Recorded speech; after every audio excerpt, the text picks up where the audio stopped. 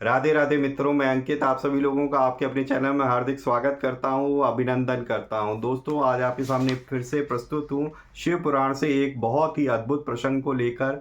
ठीक है, तो ये प्रसंग है दोस्तों, भगवान नंदी ने, नंदीश्वर ने जो है शुक्राचार्य जी का अपहरण क्यों किया था। शुक्राचार्य जी कौन है? आप हम सब लोग जानते हैं कि असुरों के जो है वो गुरु हैं, दैत्य गुरु शुक्राचार्य के नाम से जानते हैं उनको हम। पर उनका नाम शुक्र कैसे पड़ा? वो क्या थे? एक भृगुनंदन थे। और जो है भगवान शिव उनको भृगुनंदन के नाम से संबोधित करते हैं। तो शुक्र नाम उनका कैसे पड़ा और बाद में चल के वो राक्षसों के गुरु हुए, तो वो शुक्राचार्य कहलाने लगे। ठीक है दोस्तों, तो आज के इस अद्भुत प्रसंग में हम यही बताने जा रहे हैं। ये शिव पुराण के रुद्र संहिता में इसका वर्णन दिया हुआ है, आप लोग देख सकते हैं और पढ़ सकते हैं। तो चलिए शुरू करते हैं। जय श्री गणेशाय नमः। तो आप लोग भी जो है अपने सीट बेल्ट बांध दीजिए, बहुत ही मज़ा आने वाला है। तो पूरा वीडियो देखिएगा, तभी आप लोगों को समझ में आएगा। और आप कमेंट बॉक्स में बताइएगा कि आपको पूरी कहानी पता थी या कुछ थोड़ी बहुत इसके बारे में पता हुआ था। तो जैसे भी थे आप ज़रूर बताइएगा, पर आपको कब पता चलेगा? जब आप पूरी वीडियो देखें। तो चलिए शुरू करते हैं। तो व्यास जी जो है सनत कुमार जी से पूछ रहे हैं। ठीक है, उस समय क्या था दोस्तों कि देवासुर संग्राम चल रहा था, असुरों और देवताओं के बीच में युद्ध चल रहा था भयानक। तो उसी समय व्यास जी ने सनत कुमार जी से पूछा कि उस समय शुक्राचार्य जी को भगवान शंकर जी ने निगल लिया था, तो उसकी कथा को हमको विस्तार पूर्वक बताइए। ठीक है, और अगर वो शंकर जी के उदर में जब थे, तो उनकी जो जेठाग्नि थी शंकर भगवान की, उससे उनका कोई अहित क्यों नहीं हुआ? वो जले क्यों नहीं? ठीक है, तो ये हमारे पास क्वेश्चन आता है। और दूसरी बात ये है कि नंदी भगवान ने उनका अपहरण क्यों किया था और उनका नाम शुक्र कैसे पड़ा? तो ये बहुत सारे प्रश्नों का उत्तर था। और शुक्राचार्य जी के पास लोगों को फिर से जिंदा करने वाली संजीवनी कहाँ से मिली? ठीक है, तो ये मृत संजीवनी जो थी उनको कहाँ से मिली, इसका हमको जो है उत्तर दीजिए। ठीक है, ये सारे प्रश्नों का उत्तर के लिए सनत कुमार जी हमारे पास बोलते हैं तो उस समय क्या था कि ब्रह्मा जी कहते हैं कि तेजस्वी व्यास जी के इन वचनों को सुनकर सनत कुमार जी शिव जी के चरण कमलों का स्पर्श करके कहने लगे। क्या कहने लगे? सनत कुमार जी ने कहा कि हे मुनिवर, भगवान शंकर के प्रमथों की जब अत्यंत विजय होने लगी, तब अंधक घबराकर शुक्राचार्य जी के चरण में गए और उसने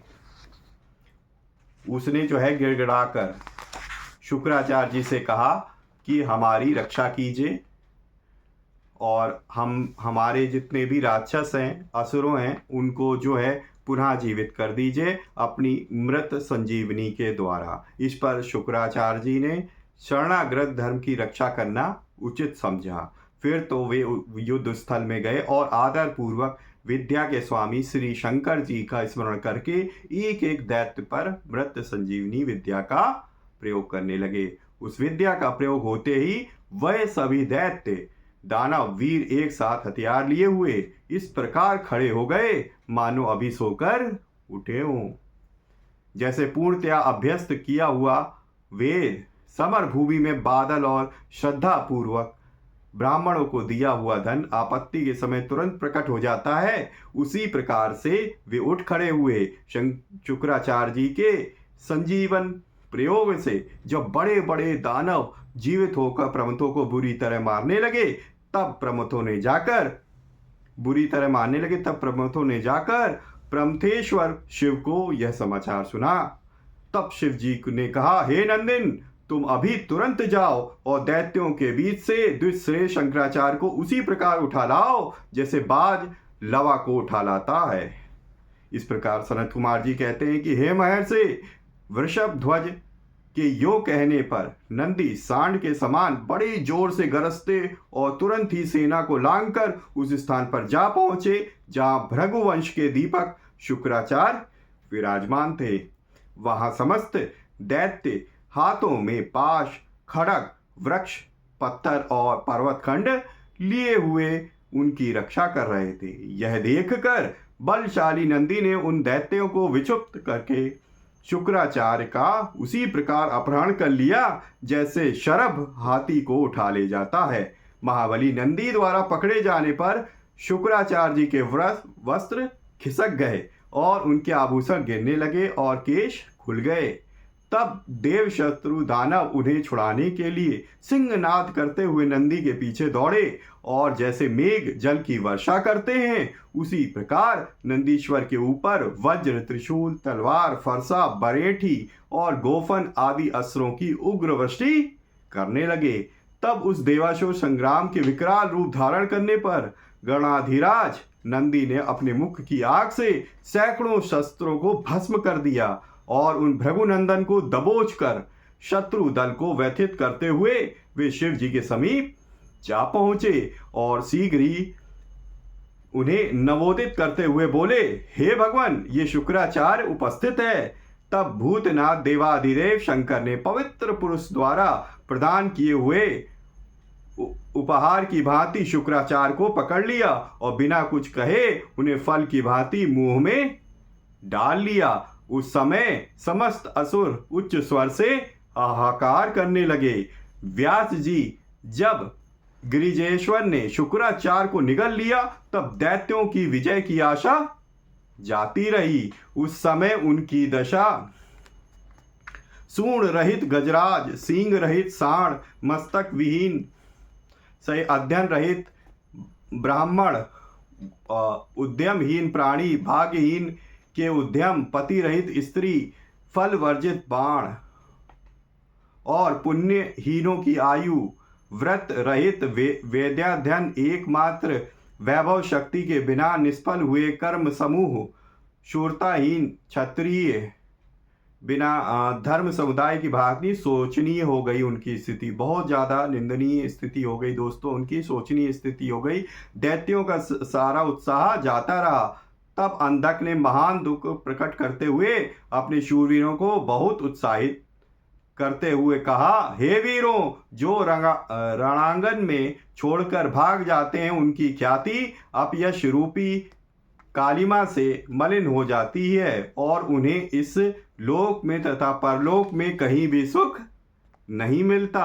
यदि पुनर्जन्म रूपी मल का अपहरण करने वाले धरा तीर्थ, रण तीर्थ में आवाहन कर लिया जाए तो अन्य तीर्थों में स्नान, दान और तप की क्या आवश्यकता है। अर्थात इनका फल रणभूमि में प्राण त्याग करने से ही प्राप्त हो जाता है। दैत्यराज के इस वचन को पूर्ण रूप से धारण करके वे दैत्य तथा दानव भेरी बजाकर रणभूमि में प्रमथ गणों पर टूट पड़े और उन्हें मथने लगे तथा बाण, खड़ग, वज्र, सरीके, कठोर पत्थर, भुषुंडी, भिंदीपाल, शक्ति, भाले, फरसे, खटवांग, पट्टिश, त्रिशूल, लकुट और मुसलों द्वारा परस्पर प्रहार करते हुए भयंकर मार काट मचाने लगे। इस प्रकार अत्यंत घमासान युद्ध हुआ। इसी बीच विनायक, स्कंद, नंदी, सोम नंदी, वीर, नैगमे और महाबलशाली वैशाख आदि उग्र गणों ने त्रिशूल, शक्ति और बाण समूहों की धारावाहिक वर्षा करके अंधक को अंधा बना दिया। फिर तो प्रमथों तथा असुरों की सेनाओं में महान कोलाहल मच गया। उस घोर शब्द को सुनकर शंभु के उदर में स्थित शुक्राचार्य आश्रय रहित वायु की भांति निकलने का मार्ग ढूंढते हुए चक्कर काटने लगे। उस समय उन्हें रुद्र के उदर में पाताल सहित सातों लोक, ब्रह्मा, नारायण, इंद्र, आदित्य और अप्सराओं के बीच भुवन तथा वह प्रमथासुर संग्राम भी दिखाई दे रहा था। इस प्रकार से वे 100 वर्षों तक शिव जी की कुक्षी में चारों ओर भ्रमण करते रहे। कितने वर्षों तक? 100 वर्षों तक वो शिव जी की कुक्षी में भ्रमण करते रहे, परंतु उन्हें किसी प्रकार कोई छिद्र दिखाई नहीं पड़ा। जैसे दुष्ट की दृष्टि सदाचारी के छिद्र को देख नहीं पाती। तब भृगुनंदन ने शैव योग का आश्रय ले एक मंत्र का जाप किया। ठीक है दोस्तों। तब भृगुनंदन शुक्राचार्य जी ने उदर में ही रहते हुए रुद्र के, शिव जी के उदर में, उन्होंने एक बहुत शक्तिशाली मंत्र का जप किया। उस मंत्र के प्रभाव से वे शंभु जी के जठर पंजर से शुक्र रूप में लिंग मार्ग से बाहर निकले। तब उन्होंने शिव जी को प्रणाम किया। गौरी ने उन्हें पुत्र रूप में स्वीकार कर लिया और विघ्न रहित बना दिया। तदंतर करुणा सागर महेश्वर भृगुनंदन शुक्राचार्य जी को वीर के रास्ते निकला हुआ देखकर मुस्कुराते हुए बोले। क्या बोले, ध्यान से सुनिएगा। महेश्वर जी ने कहा, मतलब शिव जी ने कहा कि हे भृगुनंदन, चूंकि तुम मेरे लिंग मार्ग से शुक्र की तरह निकले हो, इसलिए तुम शुक्र कहलाओगे। तो इस तरीके से शुक्राचार्य का नाम शुक्र पड़ा और वो पहले वो भृगुनंदन के नाम से जाने जाते थे। जाओ, अब तुम मेरे पुत्र हो गए। तो उन्होंने, शिव जी ने उनको अपना पुत्र बना लिया, गौरी माता ने भी उन्हें अपना पुत्र बना दिया। तब आगे सनत कुमार जी कहते हैं कि हे मुनिवर, देवेश्वर शंकर के योग कहने पर सूर्य के सदृश कांतिमान शुक्र ने पुनः शिव जी को प्रणाम किया और वे हाथ जोड़कर स्तुति करने लगे। शुक्र ने कहा कि हे भगवान, आपके पैर, सिर, नेत्र, हाथ और भुजाएं अनंत हैं। आपकी मूर्तियों की भी गणना नहीं हो सकती। ऐसी दशा में आप स्तुतुल्य की सिर झुकाकर किस प्रकार स्तुति करूं। आपकी 8 मूर्तियां बताई जाती हैं और आप अनंत मूर्ति हैं। आप संपूर्ण सुरों और असुरों की कामना पूर्ण करने वाले हैं तथा अनिष्ट दृष्टि से देखने पर आप संहार भी कर डालते हैं। ऐसे स्तवन के योग्य आपकी मैं किस प्रकार स्तुति करूं। तो इस प्रकार उसने क्या की, स्तुति की। ठीक है, तो इस प्रकार सनत कुमार जी आगे कहते हैं कि हे मुने, इस प्रकार शुक्र ने शिव जी की स्तुति करके उन्हें पुनः नमस्कार किया और उनकी आज्ञा से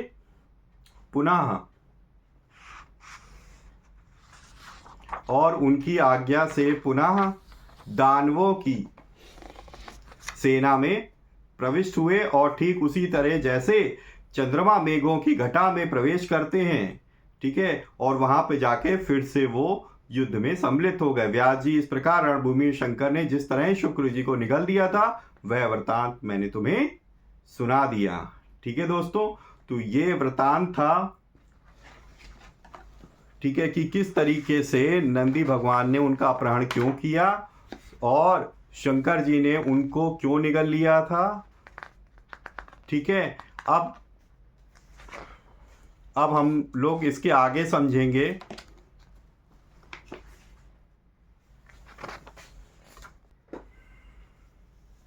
उस समय प्रसन्न हुए जटाधारी शंकर ने उसे मुक्त करके उस त्रिशूल के अग्रभाग से उतार लिया और दिव्य अमृत की वर्षा से अभिषिक्त कर दिया। तत्पश्चात महात्मा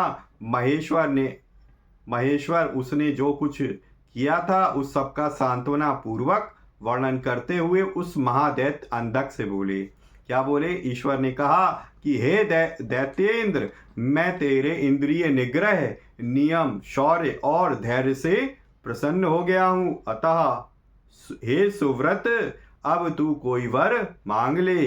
दैत्यों के अधिराज, तूने निरंतर मेरी आराधना की है, इससे तेरा सारा कलमश धुल गया और अब तू वर पाने के योग्य हो गया है। इसलिए मैं तुझे वर देने के लिए आया हूं, क्योंकि 3000 वर्षों तक बिना खाए पिए प्राण धारण किए रहने से तूने जो पुण्य कमाया है, उसके फलस्वरूप तुझे सुख की प्राप्ति होनी चाहिए। यह सुनकर आगे जो है शरद कुमार जी कहते हैं, यह सुनकर अंधक ने भूमि पर अपने घुटने टेक दिए और फिर वह हाथ जोड़कर कांपता हुआ भगवान उमापति से बोला। अंधक ने क्या कहा, ध्यान से सुनिए। हे भगवान, आपकी महिमा जाने बिना मैंने पहले रणांगन में हर्ष गदगद वाणी से आपको जो दीनहीन तथा नीच से नीच कहा है और जो मूर्खतावश लोक में जो जो निंदित कर्म किया है, हे प्रभु, उस सबको आप अपने मन में स्थान ना दें, अर्थात उसे भूल जाएं। हे महादेव, मैं अत्यंत ओछा और दुखी हूँ।